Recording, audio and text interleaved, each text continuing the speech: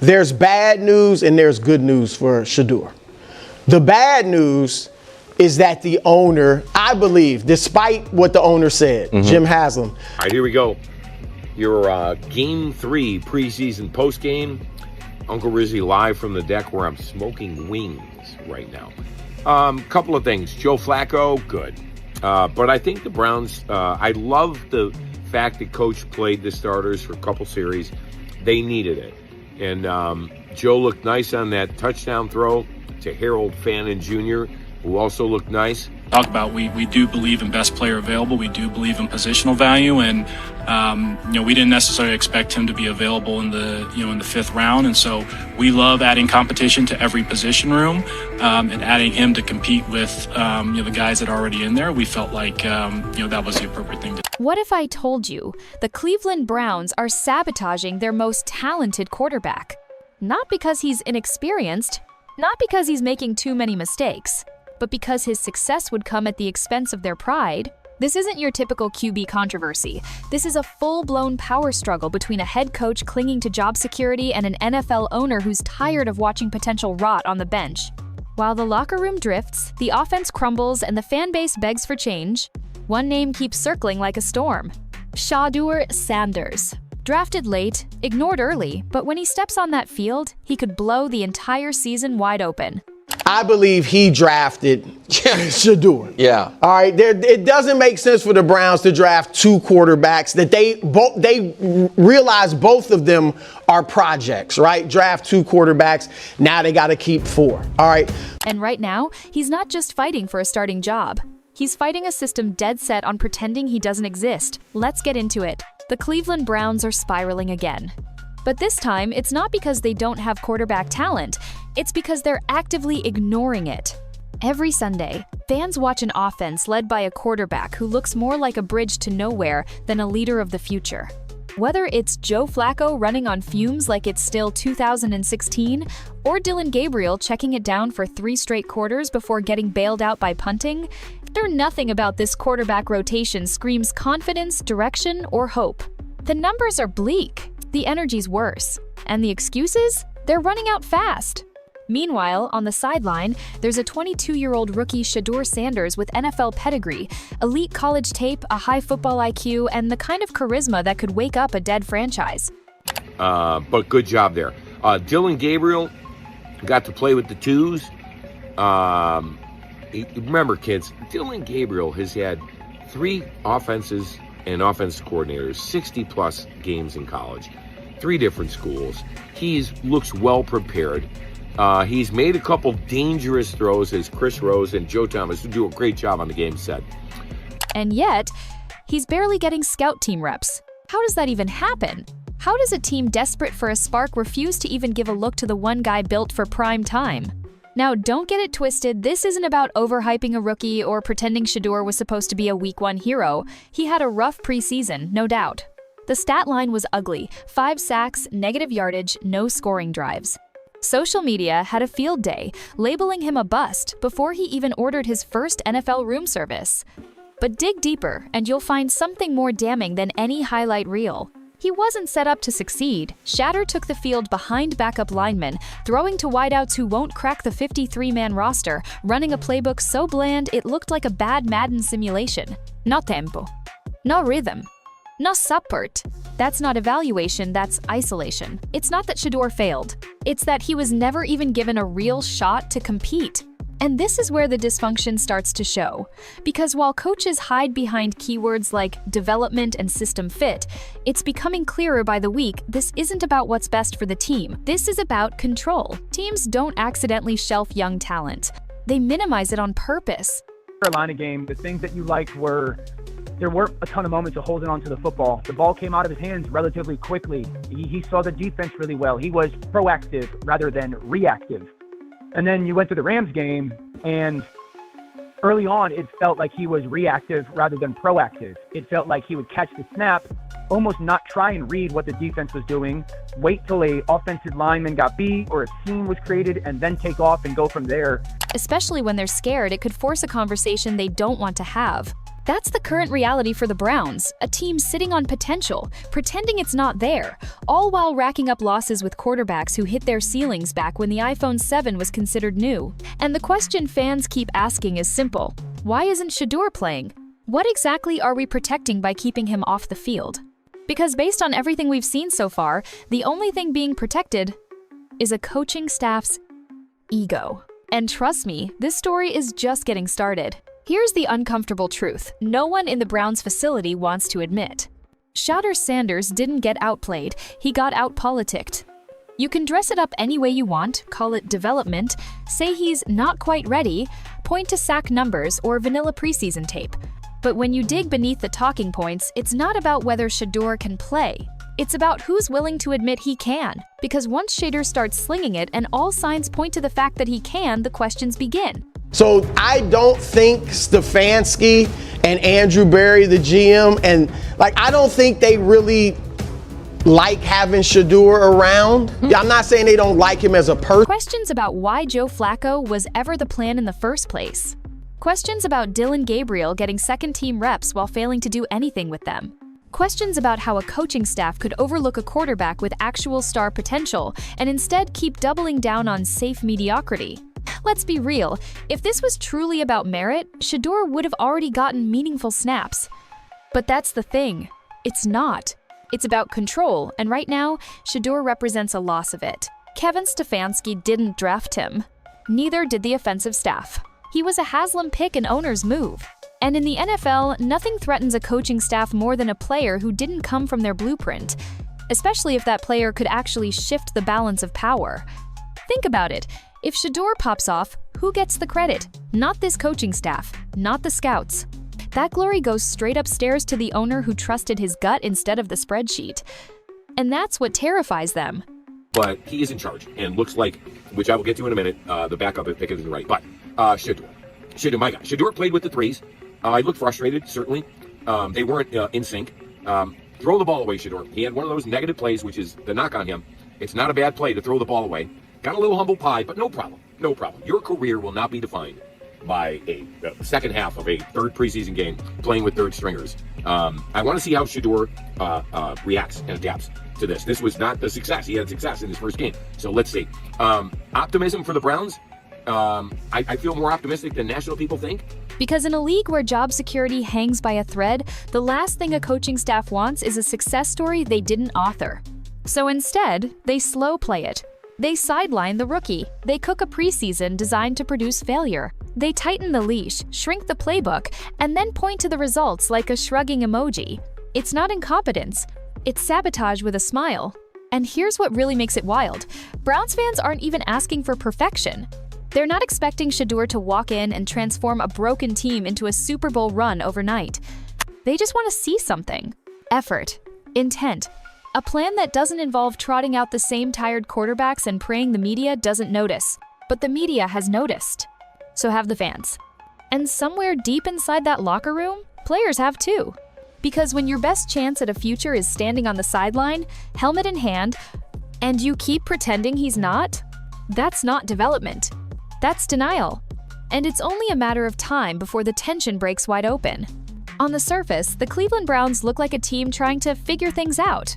Behind the scenes, though, it's a chess match and the board is already bloody. This isn't just a quarterback controversy, it's a civil war. On one side, you've got Kevin Stefanski and a coaching staff playing not to lose. A staff obsessed with schemes, safe calls, and veterans who know the system. A staff afraid to gamble, terrified of criticism, and desperately clinging to control. On the other side, you've got owner Jimmy Haslam, a man who's tired of watching the same movie on repeat and now wants to rewrite the ending with Shedeur Sanders as the star. Now he's going to be great. Just let him grow up. He needs to grow up a little bit. That's what he needs to do.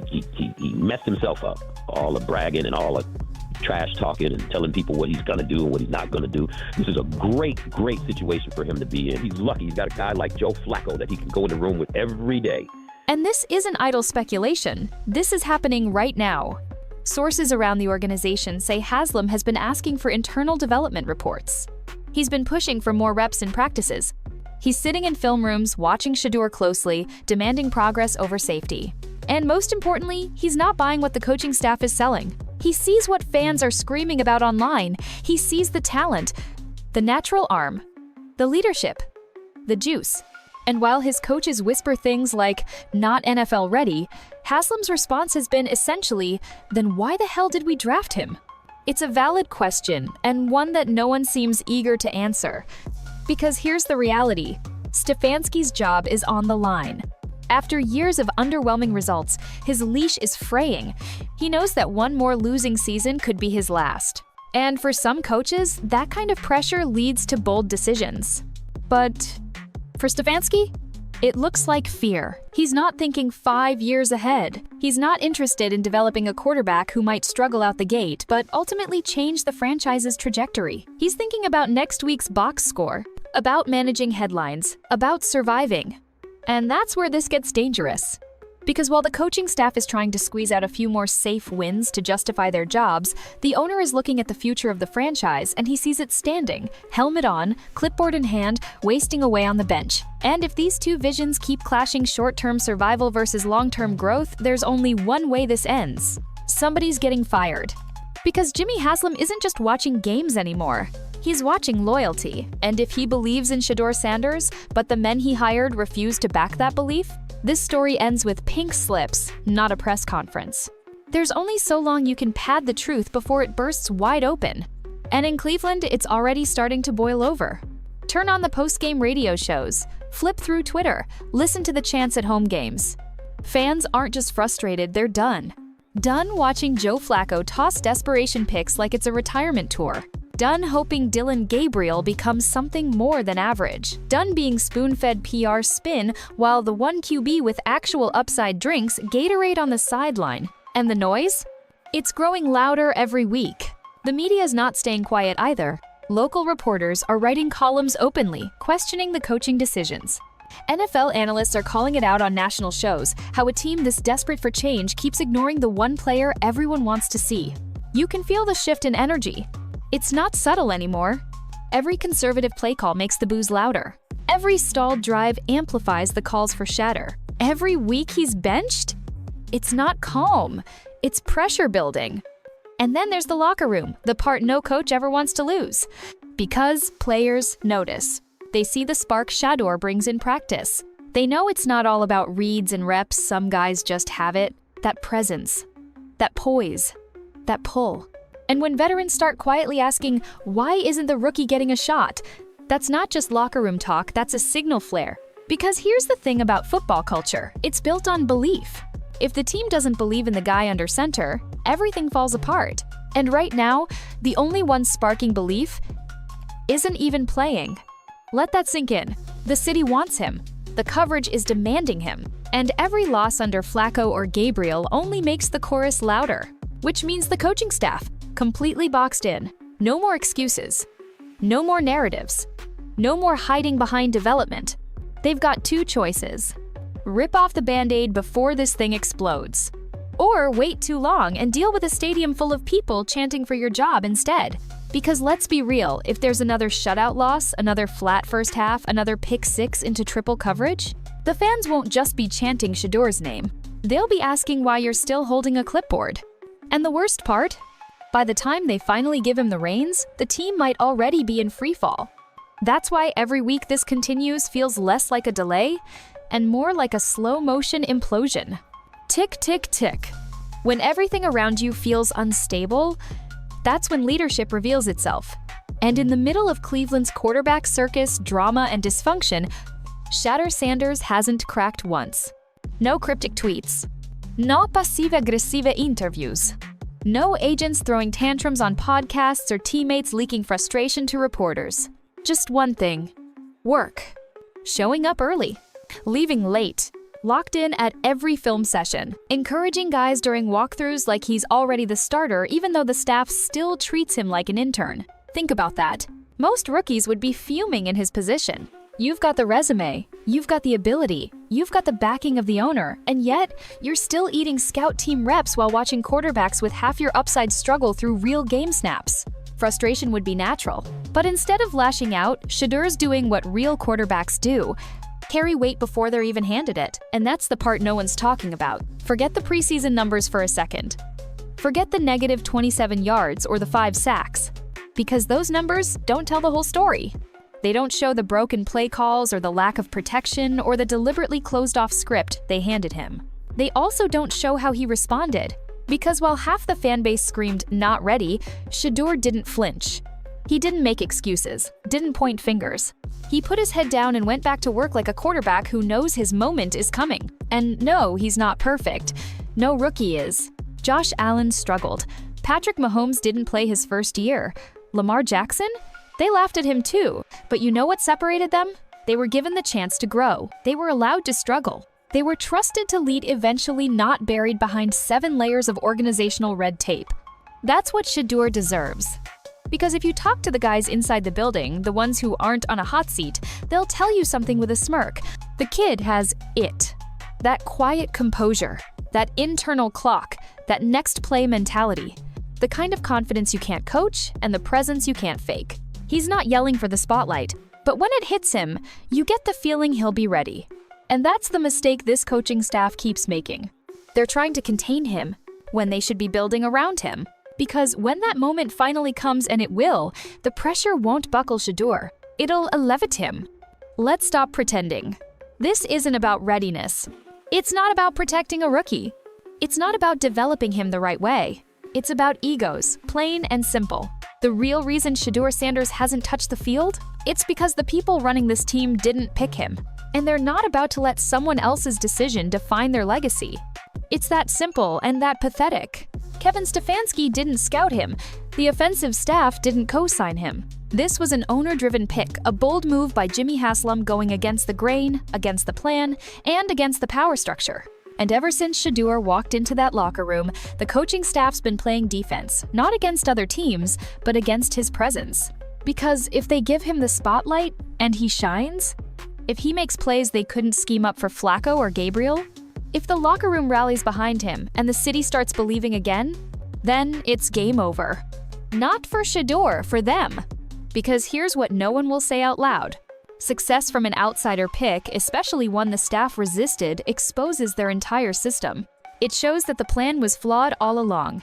And in a league where head coaches treat every locker room like a resume, that's suicide.